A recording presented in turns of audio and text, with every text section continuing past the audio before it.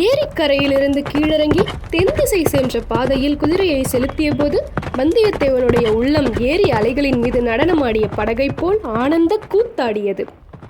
உள்ளத்தின் உள்ளே மறைந்து கிடந்த குதூகலமும் பொங்கி ததும்பியது. வாழ்க்கையில் வேறு யாரும் காணாத அதிசய அனுபவங்களை தான் அடையும் காலம் நெருங்கிவிட்டதென்றும் அவனுடைய உள்ளுணர்ச்சி சொல்லியது. சோழ நாட்டை அணுகும்போது இவ்வளவு ஆனந்த கோலமாயிருக்கிறதே, கொள்ளிடத்தை தாண்டிவிட்ட பின்னர் அச்சோழ நாட்டின் நீர்வளமும் நிலவளமும் எப்படி இருக்கும்? அந்நாட்டில் வாழும் மக்களும் மங்கையரும் எப்படி இருப்பார்கள்?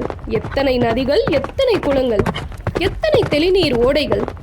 கவிகளிலும் காவியங்களிலும் பாடப்பெற்ற பொன்னி நதியின் காட்சி எப்படி இருக்கும்? அதன் கரையிலே பூத்து குலுங்கும் புன்னை மரங்களும் கொன்னை மரங்களும் கடம்ப மரங்களும் எத்தகைய மனோகரமான காட்சியாயிருக்கும்!